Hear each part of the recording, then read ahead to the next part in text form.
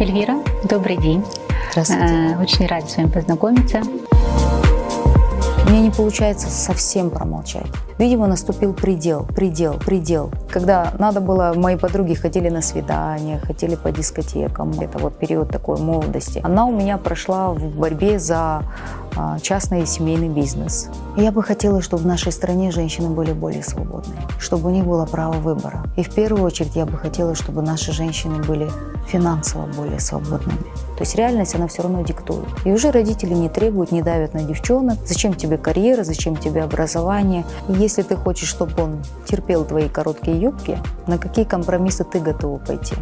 Учитывая те ситуации, которые были недавно, вы не боитесь ли за свою жизнь? Я живой человек. Естественно, чувство страха. Но это же инстинкт самосохранения, он есть у всех. Я вышла и высказалась. Да, это интересно вообще в создании семьи ваших родителей. Папа у меня был заслуженным тренером СССР, заслуженным мастером спорта СССР. Это первое за долгий промежуток времени перерыва интервью, кстати. Благодарю.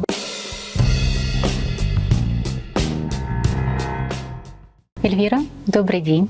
Здравствуйте. Очень рада с вами познакомиться. Спасибо, что приняли мое приглашение на передачу. В прошлом году вы получили нужное количество голосов и прошли по одномандатному округу и стали единственной женщиной-депутатом. Скажите, насколько это сложно? Имеется в виду, насколько сложно быть женщиной, депутатом, избранным по одномандатному округу. Да, на самом деле, когда прошли общие выборы в парламент, получается, в городе два округа, это Первомайского района и Свердловского района, где жители, это было вообще, наверное, впервые в нашей истории, таким большим количеством голосов проголосовали против известных уже, бывших до кандидатов. И это случилось 28 ноября, то есть когда выборы не состоялись по двум округам. И я помню, тогда в Твиттере меня, наверное, возмутило то, что из 36 депутатов, 36 одномандатных округов не выиграла ни одна женщина. Для меня это был такой вот негодующий такой вот момент, что я может быть, это, не знаю, в каком-то смысле были эмоции, буквально через 2 дня, через 2 дня после выборов, после итогов выборов, 30 ноября я в Твиттере написала о том, что мужчины-одномандатники, подвиньтесь, вам придется подвинуться. И, конечно, это в новостях это очень-очень такой был, такая, наверное, громкая новость была, потому что в 2021 году в феврале сократили мою должность вице-премьер-министра, я ушла с правительства, и практически целый год меня не было на политическом пространстве. Да, и многие искали меня на выборах, думали, что я отказалась идти в политику. Сложилось как сложилось, и я собралась на выборы. Представьте, выборы должны были быть через декабрь, январь, через 3 месяца. Это очень короткий промежуток времени, это досрочные выборы. Там сокращалось все, период агитации сократился, абсолютно все. То есть и у тебя и времени набрать команду очень мало. Естественно, я начала, это как такой большой ком, который начал собираться. Сначала мне, после того, как эта новость прошла, мне позвонили мои друзья, знакомые, большая часть сторонников. И 17 лет назад, в 2005 году, нынешний Первомайский округ состоял из 2 округов. Ранее это был Тюндюкский округ, нижняя зона Первомайского района, и верхняя часть, она была отдельным другим округом. И по Тюндюкскому округу баллотировался мой покойный отец, он выиграл там выборы. Но, к сожалению, так сложились обстоятельства. Он пробыл всего 89 дней депутатом парламента. Потом он был убит, трагически погиб. И люди, которые помнят, для меня это, конечно, был такой поразительный момент, приятный, но удивительный момент. Очень многие люди, кто работал с ним в тот период, это уже такие люди в возрасте, даже те, кто был молодыми, в тот период они уже стали старше меня. И люди из его команды, которые позвонили и предложили свою помощь: Эльвира, давай, Байкес все время шел, какая-то память добрая о нем осталась, мы тебя поддержим. Естественно, очень быстро пришлось набирать в команду, были ошибки, я потом это признаю. Но в итоге, в общем, Где-то за 1,5 месяца собралась команда, я думаю, собралась хорошая команда, активная такая. Я понимала, что битва будет такой серьезной, но и в то же время я, наверное, где-то в глубине души осознавала, что в каких-то моментах я выиграю, но, естественно, с учетом нашей ментальности, когда женщина – это второй человек после мужчины, даже не человек, второе существо после мужчины, поэтому у нас и квоты есть для женщин, да, и я понимала, что борьба будет нешуточная. И итоговый перевес голосов достаточно большой со вторым кандидатом, то есть там было 3000 чем-то голосов, я набрала 9225 голосов, и когда вот вышли результаты, конечно, было очень много эмоций, мне было очень приятно, что все-таки город, он не делит кандидатов на, так сказать, первостепенных и второстепенных, да, и Первомайский округ меня поддержал. За все это время какие шаги вы уже предприняли, что вы уже осуществили, какие результаты у вас на сегодняшний день? Так как это мой второй созыв, то есть, получается, я была депутатом 6-го созыва с 15 по 20 год, поэтому, собираясь на выборы, я четко осознавала, обещать то, что ты не сможешь выполнить в силу объективных, субъективных причин, но в первую очередь у нас поменялась Конституция. Большая часть населения до сих пор не осознают, что возможности и полномочия парламента, они значительно сократились. И говорить, что я вам, как в сказке про Буратино, озолочу всех, сделаю возможным невозможное, это было бы, наверное, нечестно с моей стороны. Поэтому для меня было важным один из подпунктов – это контролировать работу государственных органов. Это тоже прямые полномочия парламента. Войдя в комитет по бюджету экономической и фискальной политики, я продолжила ту работу, которую я делала 5 лет до этого созыва, в 6-м созыве. То есть важность контролировать такие моменты коррупционных рисков, расходы бюджета. И сейчас, столкнувшись с новой для меня частью моей работы, это работа с мэрией города Бишкек, конечно, я узнаю больше, как работает вот эта система изнутри, городская, система мэрии, наверное, да. То есть, что нужно моим избирателям? Чтобы вовремя вывозили мусор, чтобы делали ремонт дорог, чтобы не ограничивались ямочным ремонтом там, где дороги 30 лет не ремонтировались капитально. Чтобы люди, которые приходят по разным ежедневным проблемам, находили отклик в сердцах тех же государственных служащих, чтобы их не игнорировали, чтобы их принимали. Иногда приходится в буквальном смысле говорить: вы идите навстречу, если вас не примут, возьмите телефон в руки, наберите меня и дайте этому служащим или чиновнику. Абсурдно, конечно, то, что к депутату парламента легче попасть, чем к определенному сотруднику мэрии города Бишкек. Это очень странно. Или какого-то другого министерства. Да? То есть люди забываются. Вертикаль власти, да, она поставлена. Не люди, я имею в виду государственные служащие, отдельно иногда забывают. И, возможно, президент не может всех принять, а все остальные, вы так же, как и мы, являетесь слугами народа, и ваши двери должны быть открыты для всех, без исключения. Нравится вам, не нравится, тяжело, не тяжело. Я работала в правительстве. Это очень сложно. Достаточно короткий промежуток времени проработала. Но те дни, которые вы назначаете или ставите как приемные дни, вы обязаны принимать до тех пор, пока последний человек не уйдет с этой комнаты. И в моем случае у нас доходило до 70 человек в день. Это очень сложно, но ты работаешь. В большей степени, наверное, нас же критикуют за неполезные законодательные инициативы. Поэтому для меня важно, прежде чем быть инициатором в каком-то законопроекте, либо инициировать законопроект, чтобы он был полезным и работающим.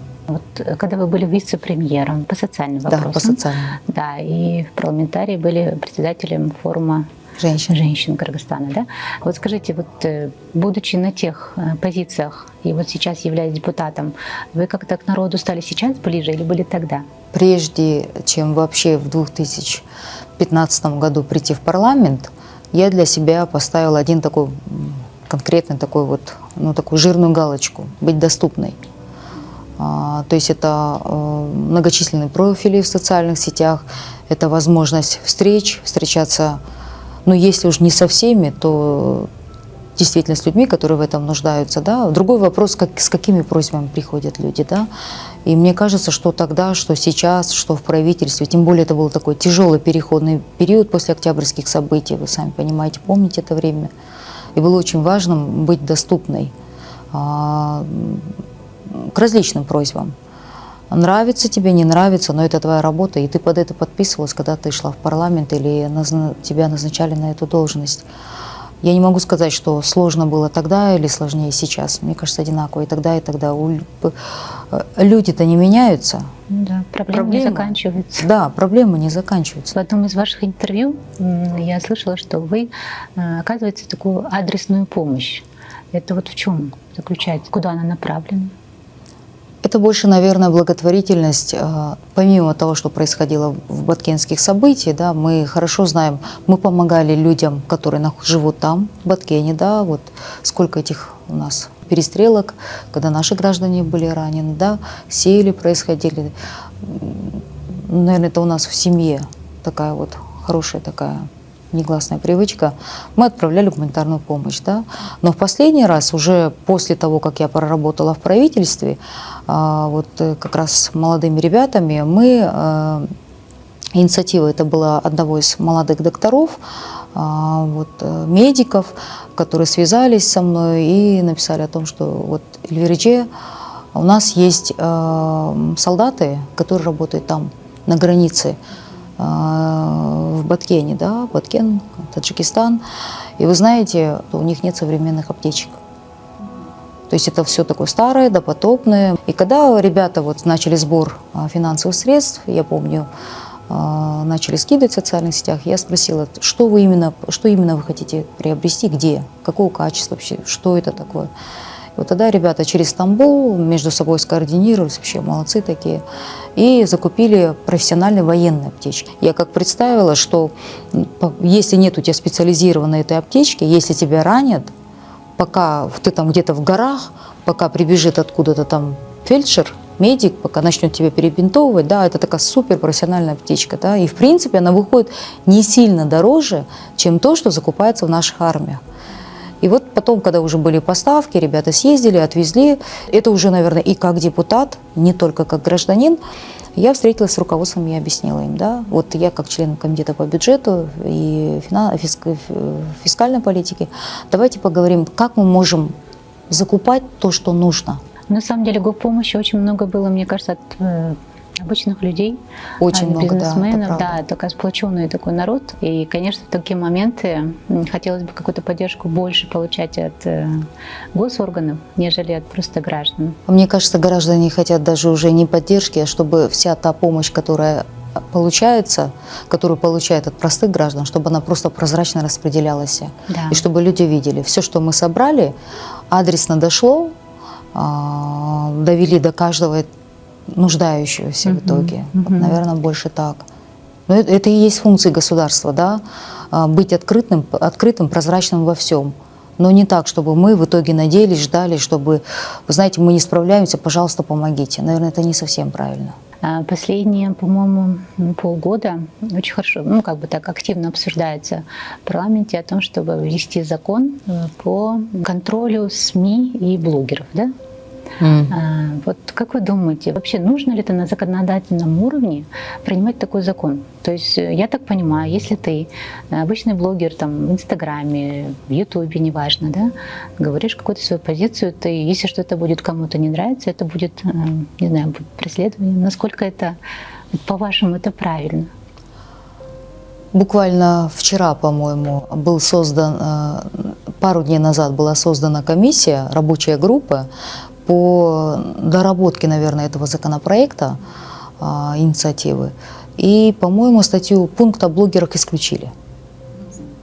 Сегодня или вчера должно было это выйти в новостях, я так прочитала. Ну, во-первых, конечно, это абсурд и нонсенс. Потому что в 2019 году, когда одна из моих коллег, именем которой сейчас нарекают вот все, что связано с запретом свободы слова, да, когда она не по своей инициативе, по просьбе с администрации президента, когда она внесла тот злосчастный законопроект о цензуре, да, скажем так, в парламент. Фейк — это зло, это ложь. Никто не говорит о закрытии свободы слова. Говорите. У нас были такие бурные дебаты, перепалки в парламенте. Я вот помню, что все адекватные, здравомыслящие депутаты предупреждали ее, что это такое станет таким нарицательным, что это того не стоит. В угоду нынешней ситуации, своему какому-то там конъюнктурному там пониманию своей роли в парламенте, да, не стоит настолько вот далеко заходить, все-таки это и права человека, и, Свобода мне кажется, слова. и в Кыргызстане сегодня единственное, я думаю, с этим никто не будет спорить, единственное на сегодняшний день наше самое большое достижение – это свобода слова. Благодаря этой свободе слова у нас женщины приходят к власти. Благодаря этой свободе слова у нас гендерное равенство. Благодаря этой свободе слова у нас, мне кажется, еще вот все те демократические ценности, вот базовые нужды, к которым мы шли много-много лет, они пока еще сохраняются. Но я хочу верить, что выводы будут сделаны. Потому что много людей, ну, кого-то запугали, кому-то, может быть, угрожали, и они там уже стали меньше писать в социальных сетях, там даже меньше какие-то посты, перепост. Вообще вот даже уже перепост стал уголовно преследуемым, да? Я считаю, что это неправильно по одной простой причине. Если внутри парламента тихо, будет шумно на улице. Все мудрые, все политически подкованные, опытные политики это знают. В парламенте должно быть громко, шумно, пусть будет скандально. Это такой вот концентрат власти, да, внутри. Пусть это все будет сконцентрировано внутри парламента, нежели это все будет происходить на улицах. И власти просто нужно определиться, чего они хотят. Внутри парламента или на улице. И то, что сейчас даже внутри парламента, как определенные мои коллеги боятся озвучивать свое мнение, это в такой долгосрочной перспективе, это, думаю, плохо для самих тех людей, которые вносят такие законопроекты.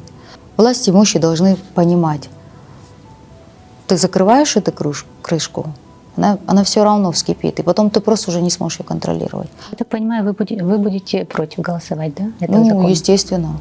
Вы вообще известны как-то больше как политический деятель, да? И очень мало о вас знают, ну, вашу личную жизнь, не знаю, чем вы занимаетесь в свободное время, хобби, увлечения. Вы знаете, когда, это, наверное, нескромно сказано, но когда на улице тебя любой прической, в любой одежде, в маске, без маски люди узнают, тебе хочется немножко приватного такого пространства. И за все прошедшие там 7 лет в политике я никогда не делилась подробностями своей личной жизни, только в попытке сохранить ту небольшую часть моей жизни, которую я хочу оставить такой вот уголок небольшой радости, что ли, комфорта для себя. Потому что сложно быть публичным человеком. Есть плюсы и минусы. Я не жалуюсь абсолютно. Ну хорошо, если не хотите говорить, не будем настаивать.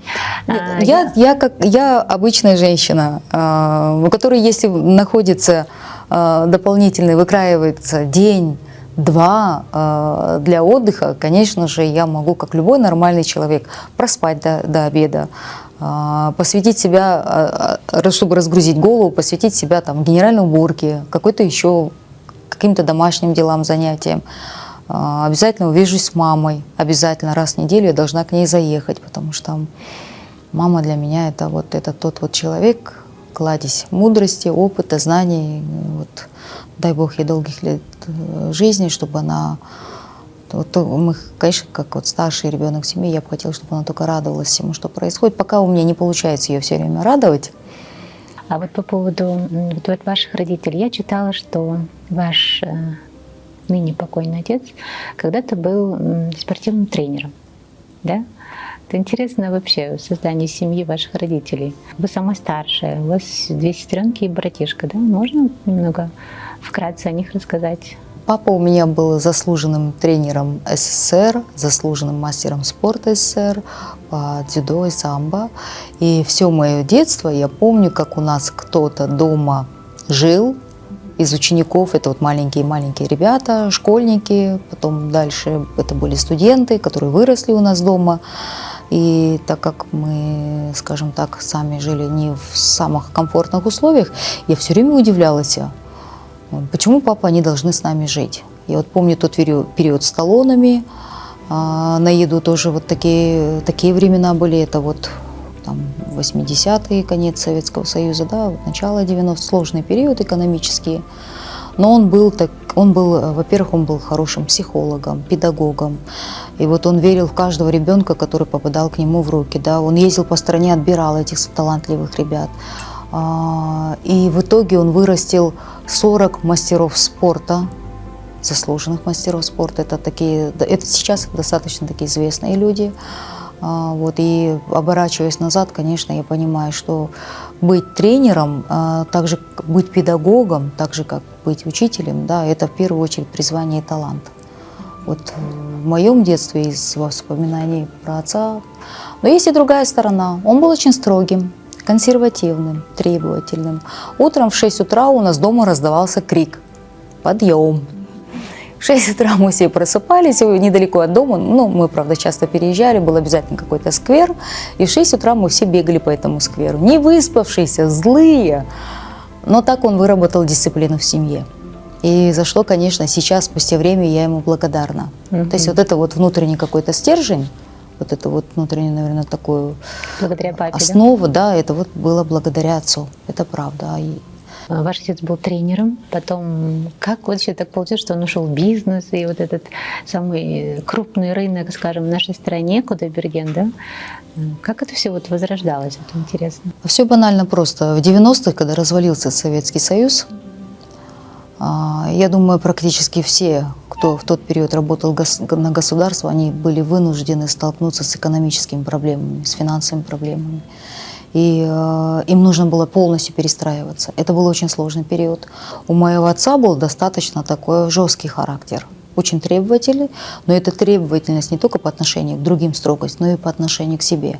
Он не позволял себе там расслабляться, ныть, возмущаться чем-то. И вот эта вот знаменитая в нашей семье фраза «Эм буну берген Кудайдагы берет», да, то есть вот надо благодарить за все, что есть, за то, что есть сейчас, но не унывать и идти дальше. И я на самом деле настолько вот родителям за это благодарна, за это воспитание. И вот на тот период, представьте, он тренер, вокруг него все эти молодые ребята, которые выросли, кто пошел в какой путь. Часть спортсменов ушла в криминал. Все об этом знают. Сейчас вот часто же говорят, потому что они были вынуждены кормить свои семьи. Это молодые, здоровые ребята были. Я просто по детству, я же помню, эти вот такие вот большие-большие дяденьки для меня, да, спортсмены. Кто-то ушел в клубы охранять, кто-то каких бизнесменов ушел охранять. В общем, и, конечно, отцу было очень больно это видеть, он очень сильно расстраивался. И вот самое тяжелое, вот он, я помню, приходил домой, рассказывал, я, говорит, хожу по кабинетам, выпрашиваю деньги, как будто я выпрашиваю их для себя. Мне ребят надо кормить, надо на сборы ездить. Советский Союз распался, а им надо на Иссык-Куль, это же здоровые ребята, им надо тренироваться, у них чемпионаты, никуда вывести не могут, все время просить деньги надо было. И в конце концов, вот я помню, что он пришел домой, вот у нас, ну, я тогда совсем еще ребенок, у него вот семейный разговор за столом, но у нас такая вот традиция была обсуждать все за обеденным столом, и все мы там всегда присутствовали. И вот отец сказал, говорит, что я больше не могу так клянчить, ходить, выпрашивать, унижаться. Он заложил, у него тогда была «Жигули» старенькая, он заложил свои «Жигули», взял по тем временам огромный кредит, вот если вы примерно по проценту, ну, понимаете, вот в кредитах это было 40%. Да вы что? Ты чего себе? Любой бизнесмен, кто в 90-х становился на ноги, вот сейчас это столько много негатива, вот, прихватизация была, да, такое тоже было. Но в нашей семье вот мы брали кредит под 40%, и чтобы получить этот кредит под 40%, надо было еще дать шапку тому, кто выдает эти кредиты в банках. То есть это такие вот ростовщики были по тем временам. Но наличности не было, страна разваливалась, и как-то нужно было все это вот координироваться. И я вот помню, тогда это был огромный пустырь в 110-м квартале, болото. Старожилы того Козласкера помнят об этом. И нас, маленьких, я была подростком, вот он в аренду взял грузовую машину, привозил нас туда, и мы расчищали этот пустырь от мусора, в буквальном смысле. Сами? Ну, колоджук поэтому, а как? Нанимать было дорого кого-то. И он привозил грузовую машину, я, мои сестренки, маленький братик. Мы вот ходили по этому большому участку, расчищали. Затем отец ездил по городу, и тогда вот наши все выживали, да, тот период. И тогда вот он находил людей, которые торговали разными железками в разных частях города. И он приходил и их уговаривал. Давайте вот соберемся, вот я вот так вот взял вот участок, давайте все вместе там, вместе нам будет легче. А так по одному, где-то криминал, где-то еще, ну, сложно, да. И вот так я помню, самые-самые первые люди, это вот первые торговцы, скажем так, которые где-то в городе на полу, ну, на земле торговали такими небольшими, может быть, частями. Да? Да, вот он их вот так собрал, и вот так начался рынок. И вот сейчас эти люди, ну, конечно, это считайте, это был конец 90-х. Сейчас, конечно, очень многих уже нет в живых, но их дети работают там. Те, кто это помнят, и когда я их там видела, я помню, они все время так смеялись и говорят: а ты знаешь, когда-то же он нас упрашивал, давайте ко мне, давайте ко мне. Мы же тогда даже понятия не имели, что потом мы будем за ним бегать. Дай нам еще один контейнер, нам нужно еще один торговый участок, еще одно место. Но я думаю, вот предприниматели – это как раз-таки вот та когорта людей, у которых есть идеи, которые под эти идеи могут собрать людей. Я не предприниматель, но вот у моего отца был такой дар. Я старшая в семье, у меня 2 сестренки, младший брат. И после смерти отца так сложилось, наверное, и я как-то, ну, так вот естественно сложилось, как у всех кыргызов в семье, где есть старший ребенок, он взваливает на себя все бремя ответственности. Вот это бремя ответственности на тот период после смерти отца мне пришлось, мне тогда не было еще лет 25 было, по-моему, изложить на свои вот молодые плечи. А ваша мама по профессии кто? Моя мама финансист, экономист. И как раз-таки вот ее знания в области финансов, конечно, я думаю, моему отцу они были таким хорошим подспорьем финансовой части, потому что бухгалтерия, финансовая часть, это больше, наверное, вот по маминой части было. У отца был такой стержень, дух, и он таким был локомотивом, а мама – это вот тот человек, который помогала, ну вот она им помогала там писать дипломную работу, да, несмотря на то, что дома постоянно были маленькие дети, мы же вот, ну не погодки, но у нас 4, достаточно большая семья была. Из 4 детей, по-моему, единственное, да, что кто вот стал такой публичной, скажем так, личностью. Чем занимаются ваши родные? Вот нас 4, 2 младшие сестры, младший брат. У отца моего была мечта, чтобы дети обязательно получили не одно образование. И все мои младшие сестры и братья, они отучились за рубежом в таких достаточно серьезных высших учебных заведениях. Но, к счастью, или не знаю, или не очень, никто из них не стал идти в публичное пространство, то есть в сферу политики, государственного управления. Возможно, это было связано, наверное, с тем опытом, через который я прошла. Ну, вот я до этого говорила, у публичности есть 2 медали. И в социальных сетях нету никого из моих членов семьи. И когда какие-то посты я выкладываю, я периодически помню, обращалась там мама: можно я вас сфотографирую, отмечу вот, ну, как-то вот на своей страничке. Они категорически сопротивляются, категорически против. И как они смеются, говорят: дома нам одной звезды хватает, тебя всюду узнают. Как-то нам хочется спокойно жить, да, вот в их таком понимании. Поэтому их нету ни в социальных сетях, это вот очень, они молодые, младше меня. Ну и также они не любят фотографироваться, когда я, то есть за все это время ни разу фотографию с нынешним фотографией с членами моей семьи я не выкладывала. То есть семья против, им это не нравится. С первыми лучами солнца каждый день мы начинаем свой путь. Это путешествие туда, где сама природа раскрывает нам свои волшебные дары.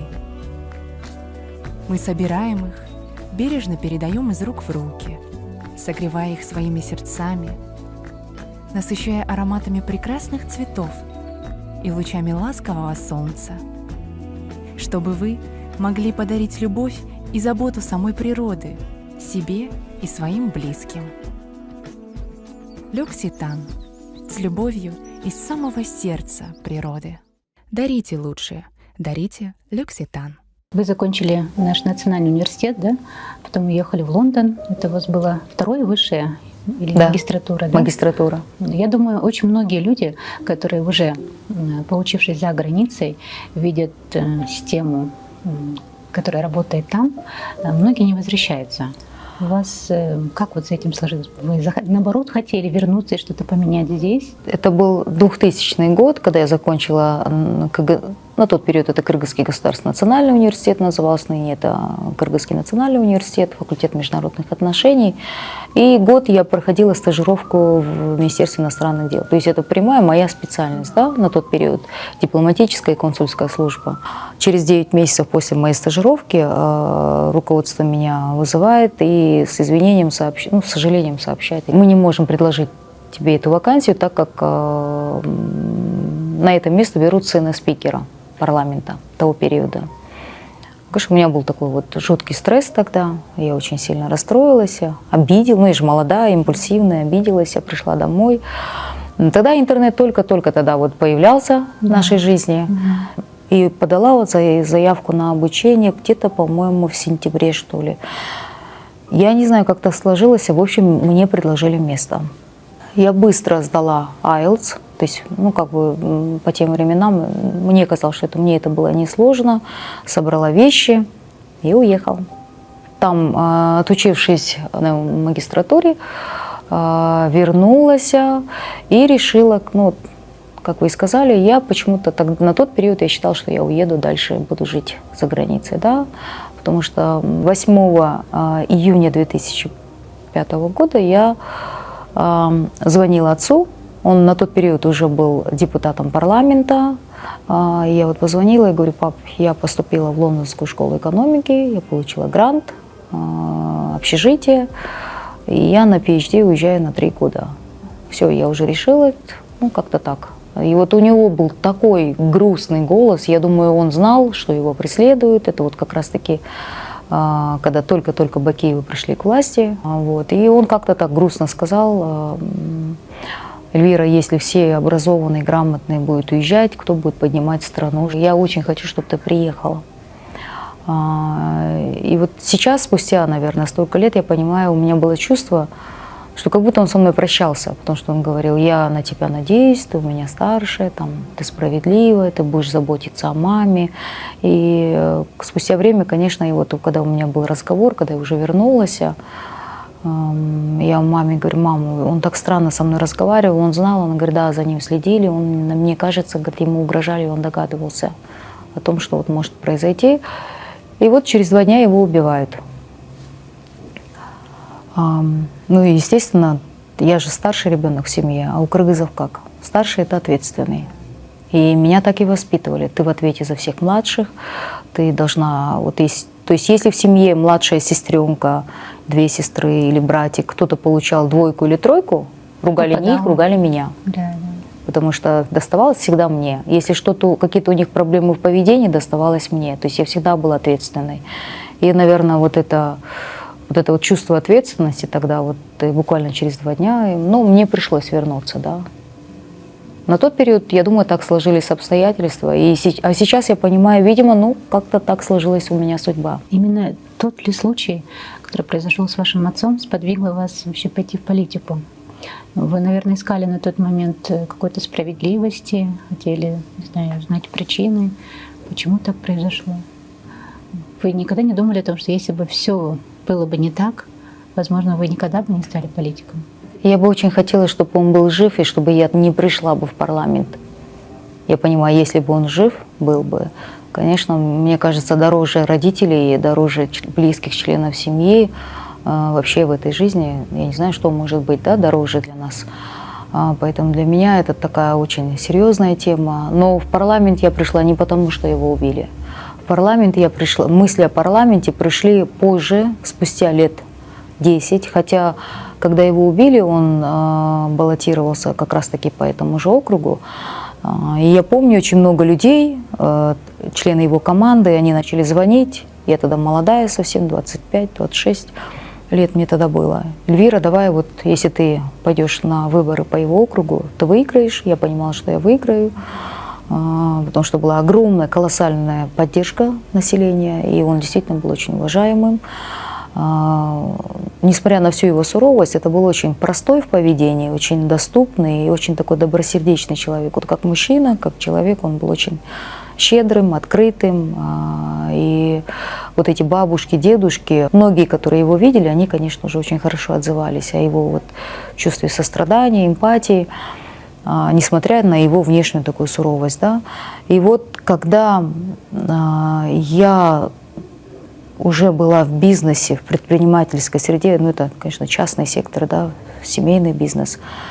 За те 10 лет после смерти отца, который с 2005 по 2015 год, до парламента, я, наверное, столкнулась со всем тем, с чем сталкивается каждый предприниматель нашей страны. Это отношение государства к бизнесу, это отношение чиновников, очень высокомерное, очень такое потребительское, несмотря на то, что чиновник – это человек, которого предприниматель содержит на его налоги, да?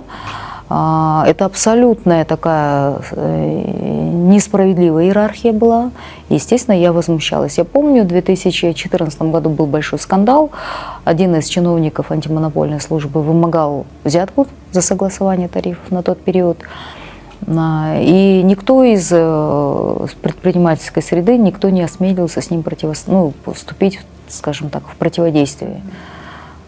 Я была жутко возмущена. Естественно, у нас там был скандал. Я написала заявление в финансовую полицию. Его поймали с поличным. Но есть негласные правила. Суд в нашей стране. Что тогда, что сейчас? Это такой интересный момент. И бизнес, сколько бы он ни судился с государством, он никогда его не выиграет. Потому что государство всегда будет отстаивать вот эту вот свою бюрократию. Госмашина всегда будет пытаться остаться в глазах всей страны правым. Поэтому очень редко кто вообще выигрывает эти процессы. Но так сложилось, что в 2014 году почти год я судилась с этим чиновником. Первый суд инстанции вымогал он у нас 300 тысяч сомов. Первый суд его осудил на, так условно, 5 тысяч сомов штраф.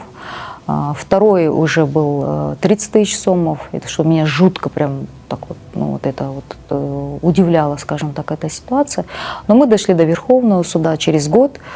Но это, во-первых, у меня получилось выиграть, наверное, благодаря нескольким вещам. Первое, это, конечно, это то, что это была публичная ситуация, порицаемая в обществе очень сильно, потому что мы засняли все моменты, это было аудио, видео, подтверждение. И вот настолько, видимо, на тот период накипело у многих людей. Естественно, когда это вышло в соцсети, это был огромный резонанс, реакция. И мы выиграли этот процесс. И потом был какой-то период, оказывается, можно выиграть, можно противостоять машине, да, госмашине. И вот в тот момент я удивилась. Мы подали в суд на одно из постановлений правительства, которое оспорили и выиграли. Но меня удивило другое. Я была на передовой, а очень много тетек и дяденек с бизнеса, они не захотели выйти. Потому что не хотели, наверное, какие-то проблемы себе создать. Проблем с государством. Они так и сказали: Эльвира, ты уже рискнула, если ты готова идти дальше, мы поможем с адвокатами, мы будем стоять за, но нам нужен кто-то спереди. И я помню, настолько была удивлена. В общем, мы отменили постановление, судились с правительством, но это не одна я, это такая большая прослойка этих бизнесменов. И потом я подумала, почему бы не пойти в парламент? Потому что уже несколько предложений было, я где-то думала, где-то сомневалась, и я понимала, что, как у нас говорят, в политику ты приходишь на своих ногах, а как ты оттуда уйдешь, одному Богу известно, да, на своих, не на своих вообще. Поэтому тогда, наверное, было принято решение. Мы все-таки живем, скажем так, достаточно патриархальном обществе, да, Мгм. где оценивают счастливую женщину по ее какому-то семейному статусу. Да, количество детей, отношения к родственникам, насколько она хорошая гелинка и так далее. Очень многие, не только мужчины, но и женщины тоже, так и считают, что женщина вне брака не может быть счастливой. Само, в принципе, эмансипированность женщины у нас как-то немного с трудом воспринимает, да, наше общество. Вот в вашем случае в карьере, там вы успешны. Как вы думаете, связано ли это с тем, что вы, скажем так, немного освобождены от семейных вот таких моментов? Я вообще восхищаюсь женщинами, которые могут совмещать и семью, и огромное количество детей, и обязанностей по дому, и карьеру. Это вот я прям преклоняюсь и, как говорится, снимаю шляпу, потому что это действительно большой труд. Сложно совмещать и то, и другое, быть успешной в карьере, быть замечательной с учетом нашей ментальности, гелин, такой услужливой, удобной, восхваляемой, да, по нашим обычаям, и быть замечательной мамой, и быть замечательной супругой. Я думаю, это все-таки титанический труд. В моем же случае так сложились обстоятельства. Я уже более, наверное, 10 лет в официальном разводе, я не в браке. Поэтому, наверное, в чем-то можно согласиться. У меня больше времени. У меня больше времени заниматься карьерой, заниматься самопознанием, заниматься самообразованием. Ну, так сложились обстоятельства. И когда, я помню, у меня была предвыборка, как раз-таки медиакоманда, которую мы формировали, да, ну, на тот период сформировали уже к выборам, штабовские медиа, это вот пиарщики, да, вот сотрудники, вот они спрашивали: Эльвирджи, вы же вот как-то давайте как-то все это будем обыгрывать, и, может быть, как-то вот нужно какого-то там загадочного принца нарисовать рядом, да, там вот как-то вот мы такую загадку оставим. Я человек прямолинейный очень, и я считаю, что нужно быть честным во всем. И вот тогда я сказала: ребят, давайте вот тоже как есть. Вся моя жизнь на сегодняшний момент, видимо, так сложилась. Я начала вспоминать. Вот у меня было интервью. После где-то 4 или 5 часового интервью мы стали делать биографию, мы расписывать. И потом, уже прочитав то, что я, видимо, до этого никогда публично не озвучивала, не осознавала, вся моя жизнь прошла в борьбе. Тот период, когда надо было, мои подруги ходили на свидания, ходили по дискотекам, они отдыхали и расслаблялись, это вот период такой молодости, она у меня прошла в борьбе за частный и семейный бизнес, на который всегда есть желающие, как вот недавние события, вы, наверное, же видели, да, моя такая публичная перепалка в парламенте, да, где мне пришлось уже выложить на стол все карты, вот эти все обстоятельства. Ну, не очень это красиво получилось со стороны государства, но сложилось так, как сложилось. И у меня 17 лет вот так прошли. То есть у меня же младшие члены семьи, а когда погибает папа, кто должен был быть ответственным за рост семьи, за все процессы внутри, как-то возложила я на свои плечи. Мне нужно было их, младших членов семьи, обучить, поставить на ноги, женить, Ну, можно сказать, выдать замуж. вы себя И принесли в я жертву. думаю, что я, наверное, как-то вот растворилась, наверное, немножко вот в другом русле. И оттуда уже, когда чуть-чуть младшие члены семьи подросли, и когда я решила заняться карьерой, уйти в политику, да, я настолько благодарна, наверное, членам своей семьи, младшим сестренкам, братику, маме, которые так и сказали: ты всю вот сколько лет своей жизни ты посвятила нам, поэтому наступило время, когда ты можешь делать то, что хочется тебе, поэтому, пожалуйста. И вот мама, конечно, она сейчас иногда сидит, я говорю: может быть, я была не права, может быть, надо было вообще запретить тебе идти вот куда-то, может быть, надо было тебя освободить. Я говорю: мам, ну каждый сам же отвечает за то, что происходит в его жизни. Поэтому у меня, вот положа руку на сердце, видимо, это были мои желания. Надо уметь брать ответственность за все, что происходит в твоей жизни. Ну вот, видимо, это на тот период, и сейчас это мои пожелания были такие. А вам не кажется, что, в принципе, в основном мужчины хотят видеть рядом с собой, скажем, как вот правильно вы заметили, покладистую жену, которая соглашается, не перечит особо. Мне кажется, что женщины, что мужчины, они разные. И когда говорят, то есть вы сейчас про философию половинок, я не верю в философию половинок. Мне кажется, мы все цельные существа. Мы целые.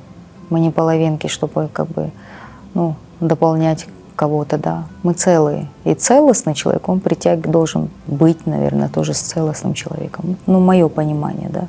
Но это больше о времени. Работающий человек, который полностью посвящает себя чему-то, да, должен также понимать, хочет ли он семью. Но как моя мама недавно мне вот тоже посадила, и вот она говорит, вопрос же только в одном, что ты этого не хочешь. Наверное, дело в этом. Я сейчас понимаю, что карьеру надо было захотеть, и я по ней пошла. Семью, видимо, надо было тоже захотеть, чего у меня не было. И спустя столь, ну, вот как, если уже говорить как есть, у меня, наверное, не было того желания. Это, скорее всего, это вот отпечаток после развода, я думаю. Сейчас, видимо, какая-то такая тенденция. Если раньше у нас человек в 30 лет вне брака, вне семьи считался каким-то странным таким асоциальным существом, то сейчас все больше и больше моих ровесников, 40-летних, даже 40, 45, 50 лет, которые вообще не были в браке. Да, И я понимаю, видимо, и сейчас это считается нормальным. В В какой-то мере уже люди это принимают. То есть человек должен захотеть. Не в смысле, потому что все говорят, что нужна семья и дети, а человек должен в первую очередь захотеть быть с другим человеком и делить свои мысли, переживания, вот это вот какое-то такое взаимодействие. Это все-таки энергетика. Делиться, отдавать и принимать.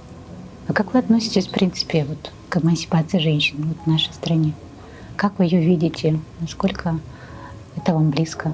Я бы хотела, чтобы в нашей стране женщины были более свободные, чтобы у них было право выбора. И в первую очередь я бы хотела, чтобы наши женщины были финансово более свободными, потому что для них это означает выбор, возможности получить образование, которое они хотят, возможности одеваться так, как им хочется, возможности работать по профессии, которую они хотят. До сих пор ведь сейчас это чуть-чуть меняется. Технические профессии считались такими не женскими. Даже в медицине, которая считается, вот врач это женская профессия у нас, хирургия не всегда считалась женской профессией. Понимаете, а сколько девочек мечтали, но потом передумали. Мама сказала или папа сказал, ой, там дежурство и все остальное, да. IT-технологии сейчас больше приветствуются, больше женщин об этом думают сейчас, мне кажется. То есть я бы очень хотела, чтобы у них было больше возможностей выбора. Как вы думаете, как мы можем искоренить вот такого рода мысли, такого рода давления со стороны общества нашего, чтобы мы стали такие абсолютно таким независимыми, чтобы нас на самом деле не трогало чужое мнение, да?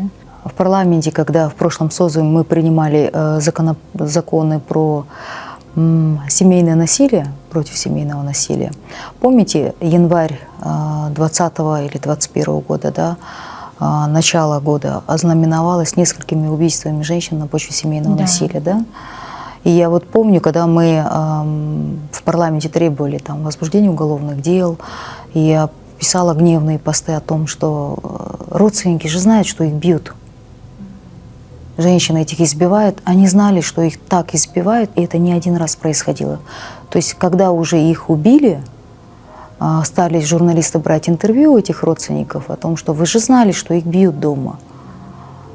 И вот кто-то, был какой-то комментарий, но мы же не могли ее развести с несколькими детьми, и куда она потом. То есть предпочтение бьют, но любит. Пусть она несчастна, но главное в браке, да. И потом также, пусть они не любят друг друга, но главное в браке официальный статус. Пусть там такая атмосфера, что человек потом вообще накладывает на себя руки, да, но главное в браке. Мне кажется, вот это все, институт, вот, который был, где алакачу, крали невест вопреки их воле, да, само понятие алакачу откуда пришло. Когда парень не мог себе позволить заплатить калым за богатую невесту, он ее крал с ее согласия. У нас это извратилось, дошло до того, что ну, в отдельных случаях, когда просто-напросто вот идет, она ему понравилась, но она не хочет за него замуж.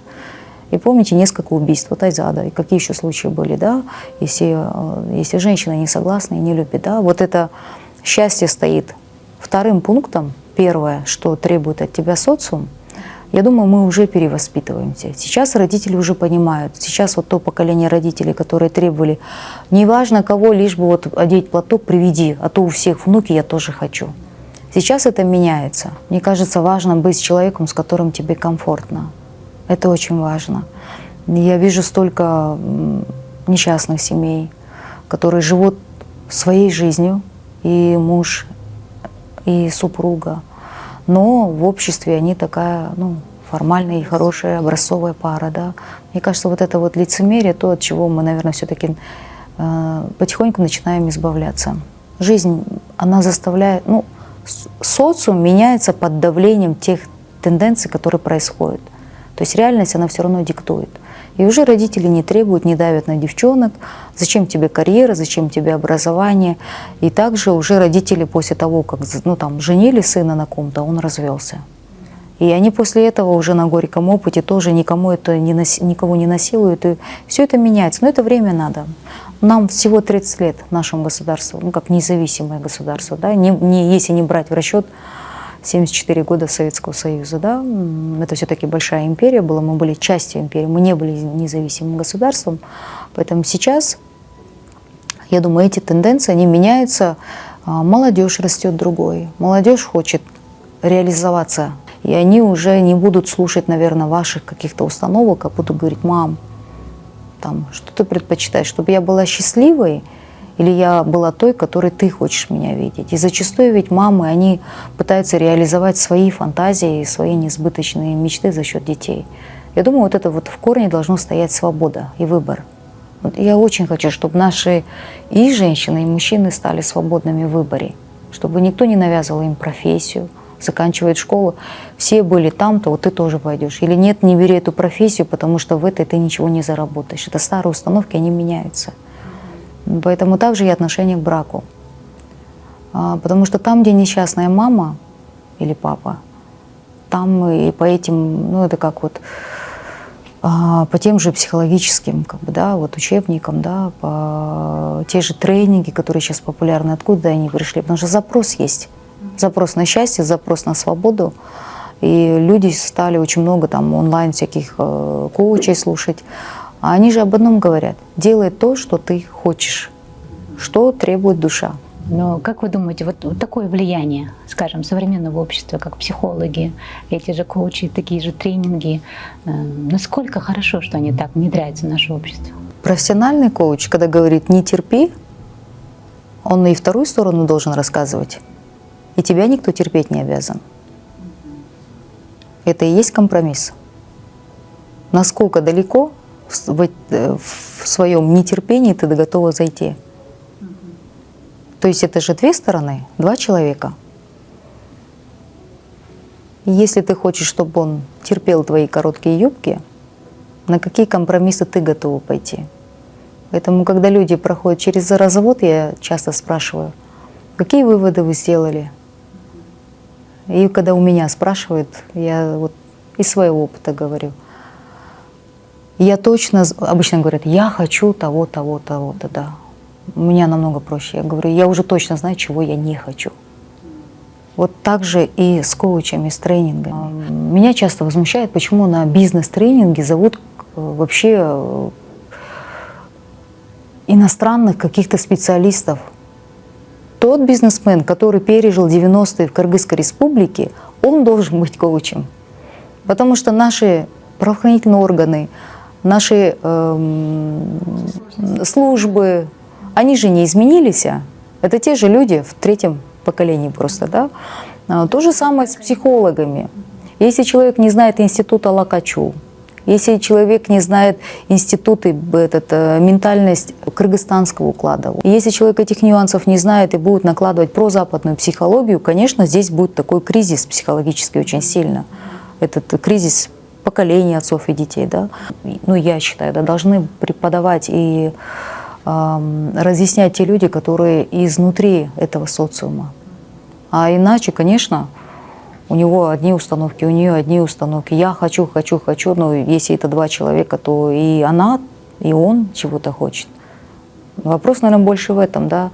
Вы не должны никого терпеть, вот, потому что если тебе некомфортно с самим собой, если ты сама себя не понимаешь, почему кто-то обязан тебя понимать и принимать? И все. Если ты в гармонии со своими там душевными порывами, мы не идеальны абсолютно никто из нас. И если ты принимаешь свои достатки и недостатки, значит, ты нормальный человек, и ты можешь жить и работать с другими чужими людьми. Вот я считаю, что психолог, он нужен для себя, для комфорта. Вот вы как раз говорите о том, что, в принципе, меняется время, меняется окружение, родители сейчас другие, да, которые воспитывают ныне детей. Но это опять-таки, по моему мнению, это больше касается вот городов, больших городов, регионы, да, там просто не до образования. Там почему-то все равно остается, вот, независимо от того, что у этих девочек и мальчиков есть интернет, они могут прогуглить и так далее. Но, видимо, они не знают, что искать, как заниматься самообразованием. Да? Вам не кажется, что правительство как бы должно быть, может быть, какие-то социальные ролики придумывать, чтобы это все распространять и в интернете, и по телевидению, заниматься как бы тесно со СМИ, чтобы вот так образовывать? Вы очень правильно заметили. В регионах, где преимущественно говорят на государственном языке, очень мало образовательных передач на родном языке государственном, во-первых, на кыргызском. Во-вторых, почему-то все тренинги проходят в столице, ну, либо во второй столице, в Аше. Забывается глубинка, где проживает более 75% нашего населения. Но сейчас идет обратная тенденция, если вы заметили. Очень многие наши, не без преувеличения, можно сказать, профессионалы в разной сфере, они стали выезжать в регионы. То есть, если до этого все прорывались куда-то там за границу, карьера это за границей, ковид, он как бы очень просто все расставил по своим местам и сказал: ребят, зачем далеко искать? Вот у вас вся страна. Развивайтесь.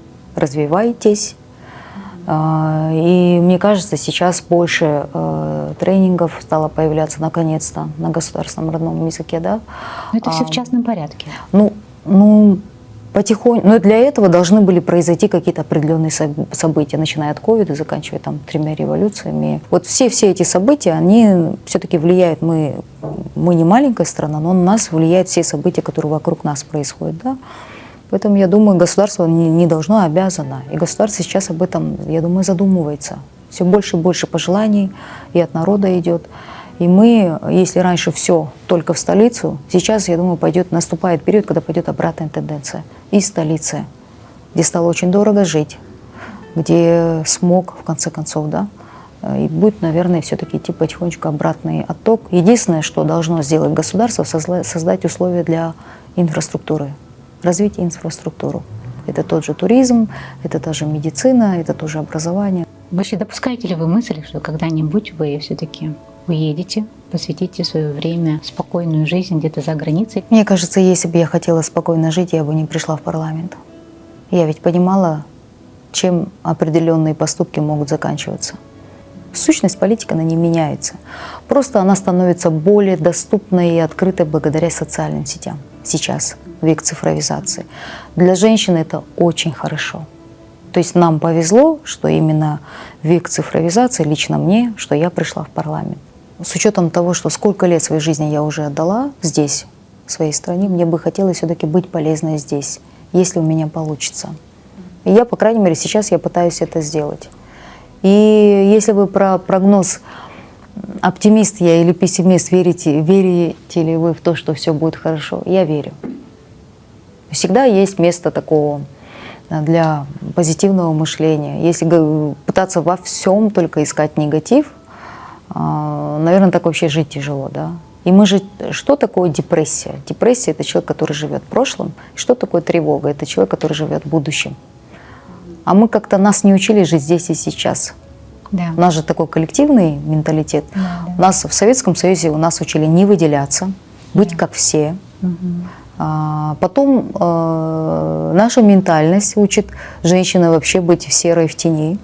То есть почему нам, женщинам, очень сложно, да, выделиться, да. Мы даже сейчас как-то я люблю нашу молодежь за то, что она не стесняется выделяться, быть такой дерзкой, быть резкой где-то, даже агрессивной где-то, да. У нас в моей юности было по-другому. Нас учили быть как все, не позволять себе ни в одежде, тем более, если ты находишься в политике. У кыргызов есть поговорка «кызга 40 жерден тыю». У девушки 40 ограничений, да?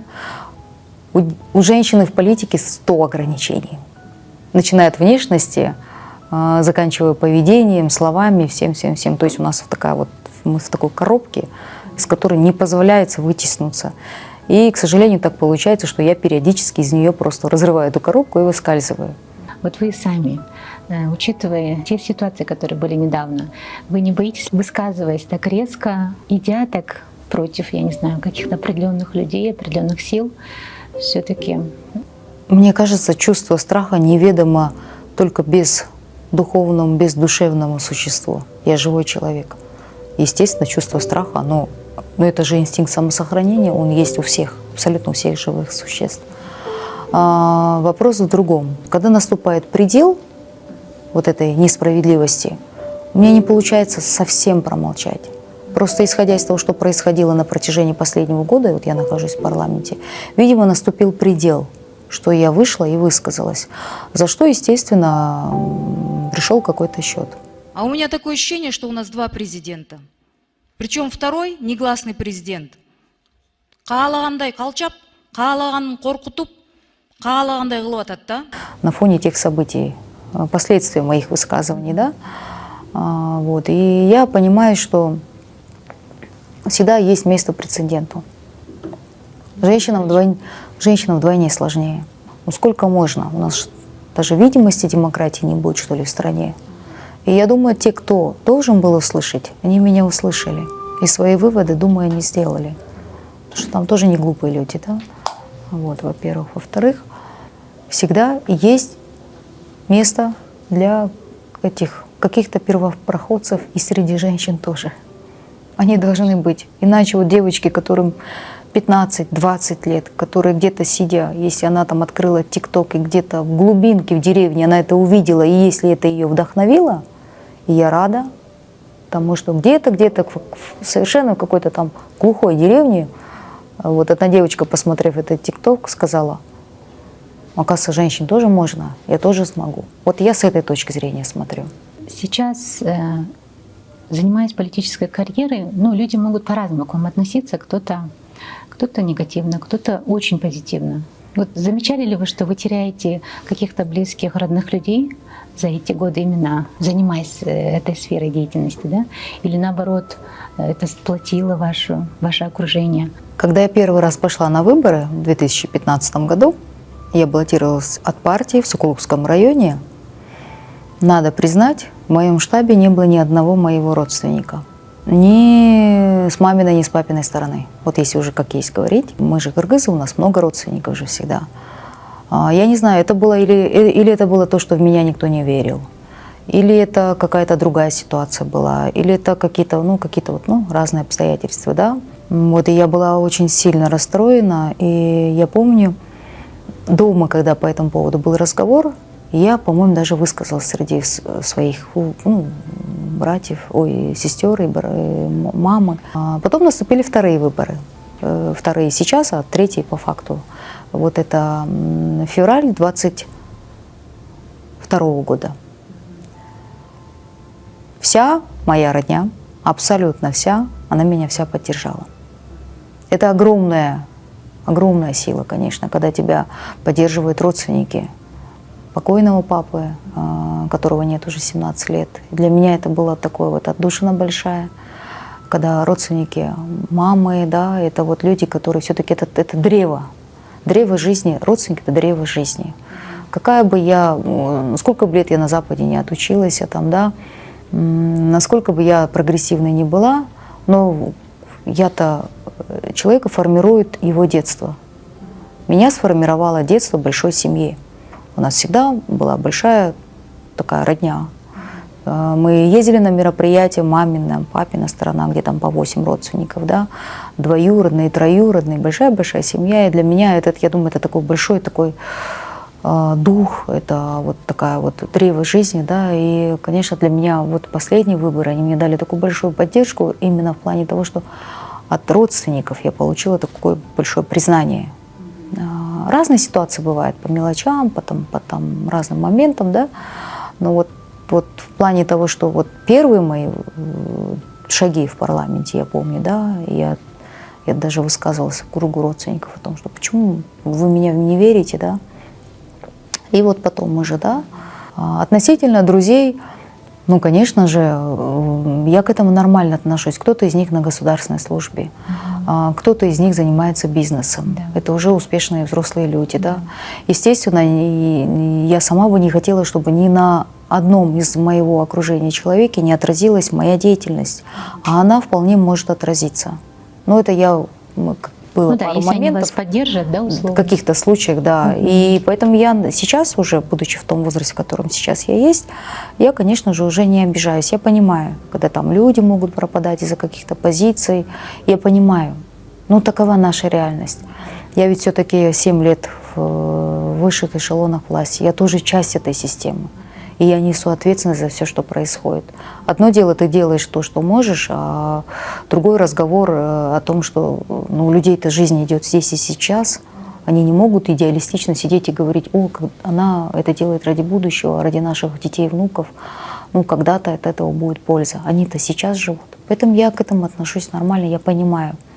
Но и в то же время я искренне надеюсь, что хоть какие-то перемены, хоть какие-то там мои шаги, они повлияют на то, чтобы в будущем все было хорошо у них, у их членов семьи, у их окружения, у их детей, внуков. Вот, ну, то, ради чего я работаю. Я же не знаю, может быть, и они на меня обижаются за что-то. Мы же часто предъявляем претензии в мир, но мы же не знаем, чем мы мир могли обидеть. Возможно, некоторые из них, может быть, думают, что в чем-то вы могли бы посодействовать, да, улучшить их ситуацию, помочь, так как вы все-таки... Есть возможность. Да.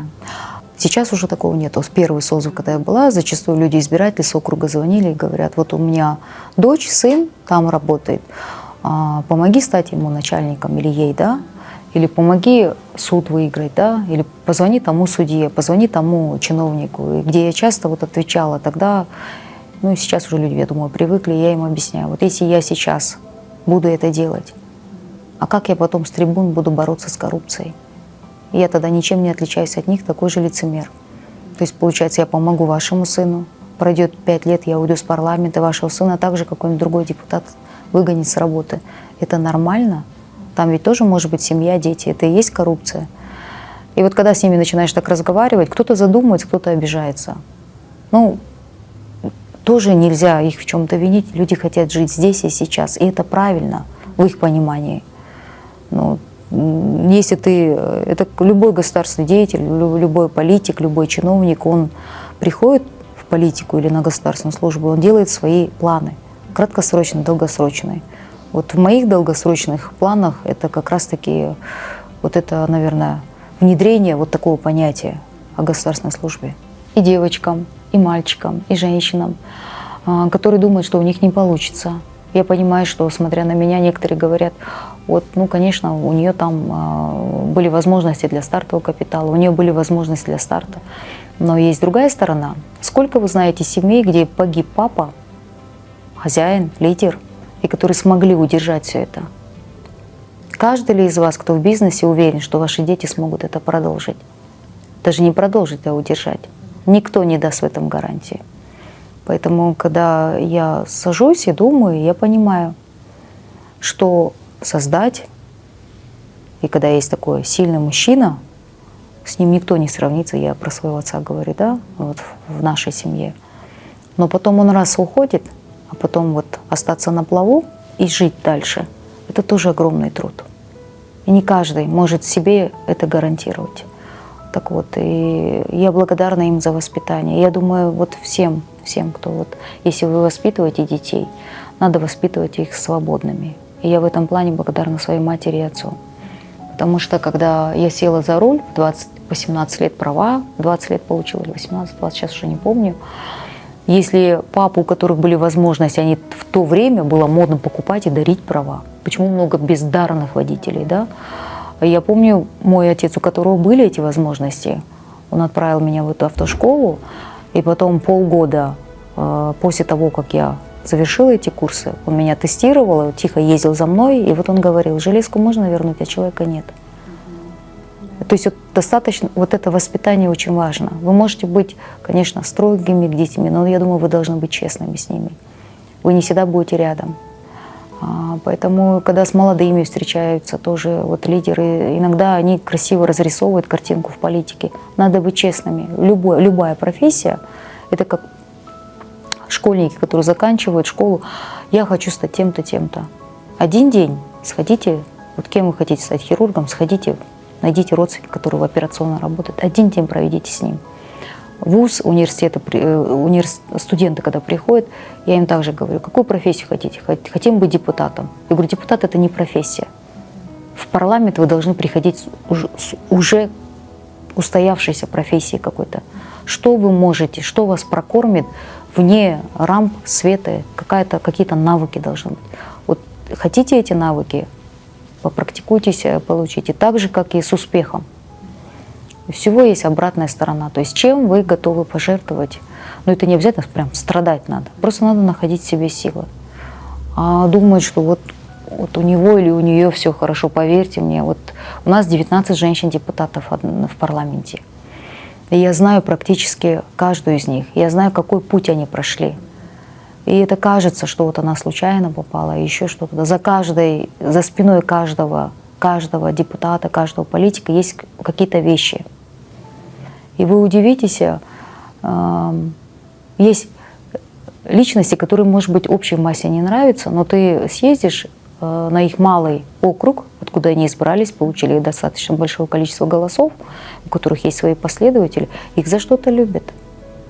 Поэтому каждый человек уникален. Не надо ни на кого равняться. Есть одна на 7 миллионов кыргызстанцев Нурджамал, одна на 7 миллионов кыргызстанцев Эльвира, одна Наташа, один Айбек, один там Фархат, и еще кто-то, да.